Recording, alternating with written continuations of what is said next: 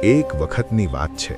એક સાધારણ માણસના અંતરમાં ઊંડો પ્રશ્ન ઉદ્ભવ્યો હતો. જગતના વ્યાપને જોઈને તે મનોમંથનમાં પડી ગયો હતો.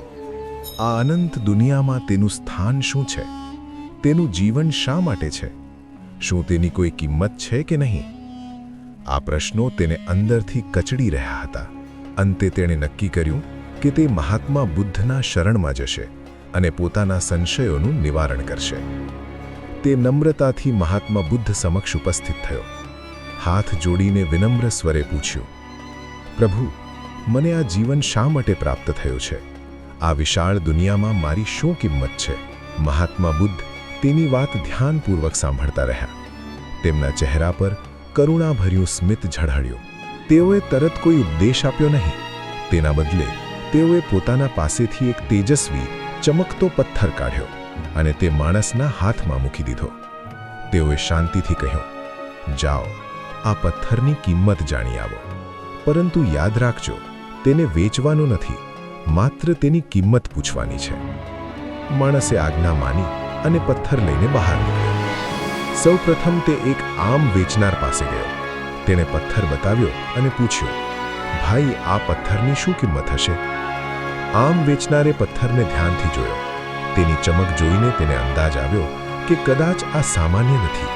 છતાં તે સાદાઈથી બોલ્યો, ખાસ કંઈ લાગતું નથી. તેના બદલામાં હું તને 10 આમ આપી શકું. માણસ આગળ વધ્યો. થોડું આગળ એક શાકભાજી વેચનાર મળ્યો. તેને પણ પથ્થર બતાવીને કિંમત પૂછવામાં આવી. શાકભાજી વેચનાર બોલ્યો, હું તેના બદલામાં 1 બોરી બટાકા આપી શકું. માણસ વિચારમાં પડી ગયો. એક જ પથ્થર, પણ કિંમત અલગ અલગ. હવે તેને લાગ્યું કે સાચી કિંમત જાણવા માટે કોઈ જોહરી પાસે જવું યોગ્ય રહેશે. તે એક જોહરીને દુકાન પર પહોંચ્યો. જોહરીએ પથ્થર હાથમાં લીધો. એક નજર કરતાં જ તે ચોંકી ગયો. તે સમજી ગયો કે આ તો અત્યંત દુર્લભ અને અમૂલ્ય રૂબી છે. તે બોલ્યો, મને આ પથ્થર આપી દો. હું તેના બદલામાં 10,000 રૂપિયા આપવા તૈયાર છું. માણસ આશ્ચર્યચકિત રહ્યો. જ્યારે તે પાછો વળવા લાગ્યો ત્યારે જોહરીએ કહ્યું, રોકો, હું 50,000 રૂપિયા આપી શકું.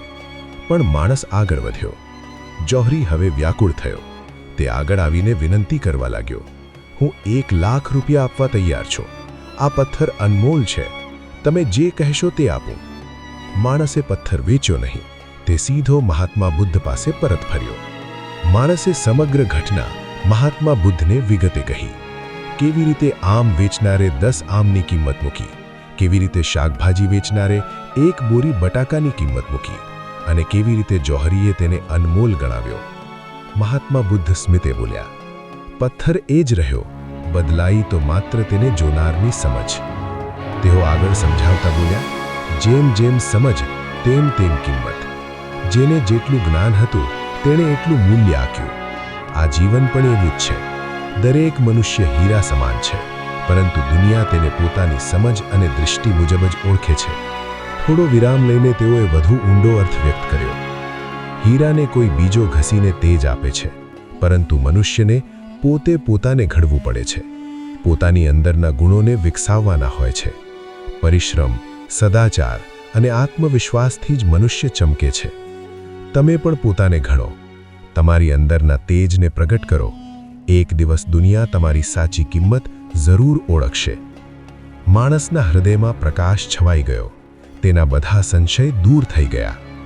આ પવિત્ર કથા આપણને શીખવે છે, દરેક મનુષ્ય અનમોલ છે. દુનિયા પોતાની સમજ મુજબ જ મૂલ્ય આપે છે.